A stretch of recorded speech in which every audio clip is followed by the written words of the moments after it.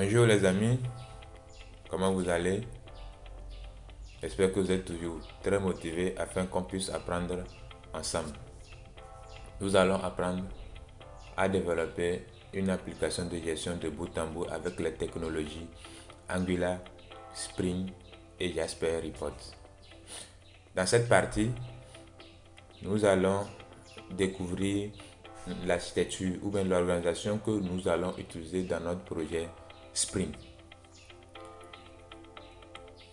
La tendance globale, c'est la structure MVC. Donc, avant de voir la structure particulière de notre projet, nous allons essayer de comprendre d'abord ce qu'on appelle la structure MVC. Quand on dit structure MVC, c'est quoi concrètement? Donc, vous avez un utilisateur, d'accord, qui est sur sa machine. D'accord, vous avez un utilisateur qui est sur sa machine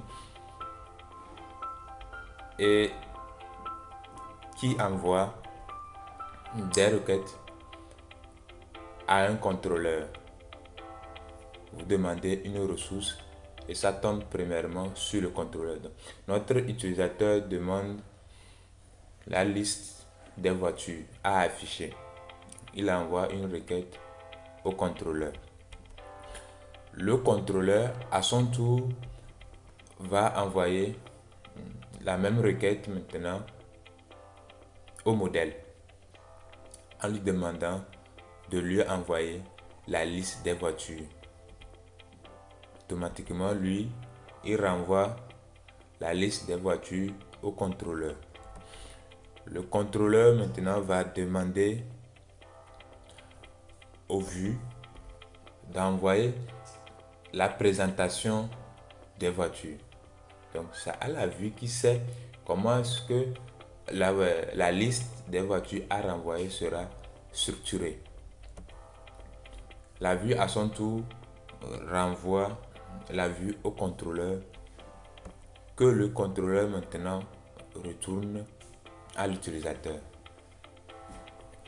C'est ça, de façon simplifiée, le fonctionnement du modèle vue contrôleur.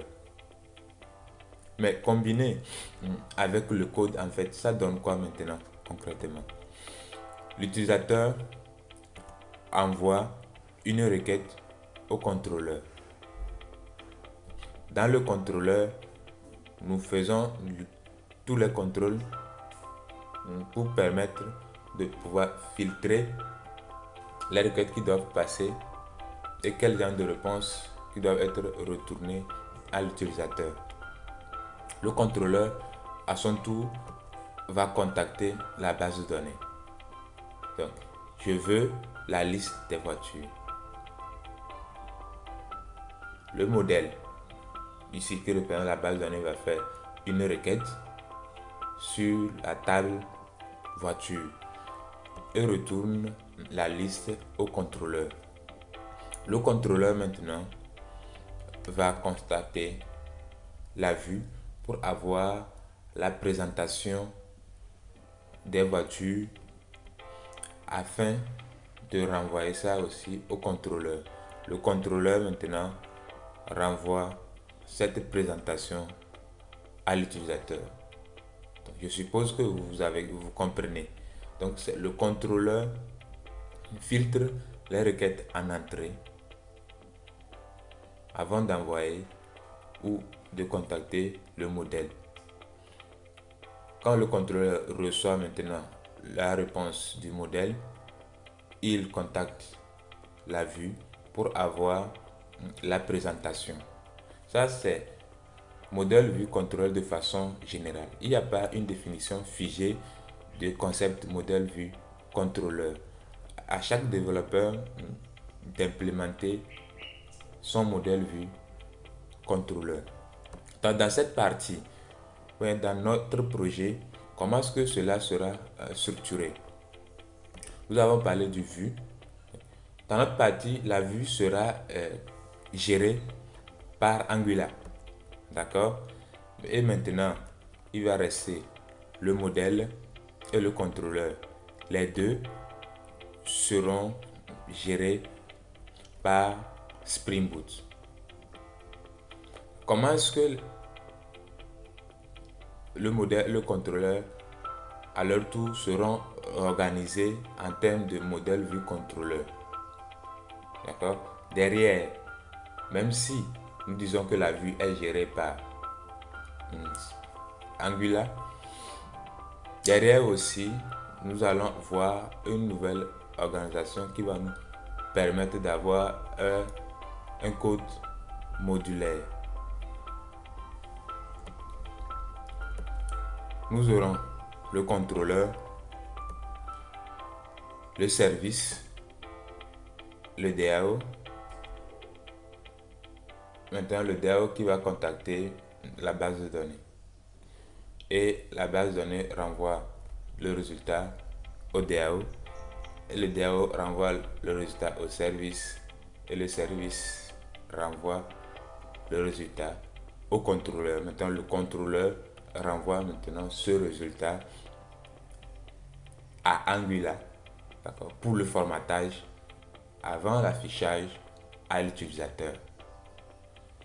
Maintenant, il y a le service qui vient s'incruster entre le contrôleur et le DAO.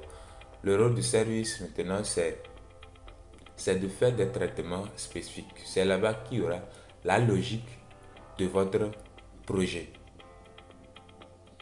Je vais prendre juste un exemple. À supposer que l'utilisateur demande la liste des voitures rouges. Dans l'ancienne configuration, le contrôleur va directement demander à la base de données: sortez-moi la liste des voitures rouges. Donc, le contrôleur ouvre une session, ou le modèle plutôt ouvre une session vers la base de données. Un autre utilisateur va encore demander: donnez-moi la liste des voitures bleues, donnez-moi la liste des voitures noires, ainsi de suite. Donc, à tout moment, le contrôleur va contacter la base de données et ouvrir une session. Alors qu'il y aura trop de requêtes vers la base de données ou bien trop de sessions ouvertes vers la base de données. Ce serait mieux juste d'avoir un service en intermédiaire qui va contacter la base de données, et il y aura une méthode qui est là juste pour retourner la liste des voitures. Et c'est dans le service maintenant que nous allons dire: voici la liste des voitures à retourner. Donc, à ce moment, nous allons filtrer pour dire que voici les voitures que nous devons renvoyer au contrôleur. Ce n'est pas dans le DAO, même si cela peut être fait. De façon globale, les services vont constituer la logique de notre application. Des petits traitements à faire avant de renvoyer, ou de petits contrôles à faire sur les données avant de renvoyer au contrôleur. Dans la prochaine épisode, nous allons ensemble mettre en place cette structure MVC particulière à Spring. Alors, restez toujours motivés, invitez vos amis à s'abonner afin qu'on puisse apprendre ensemble.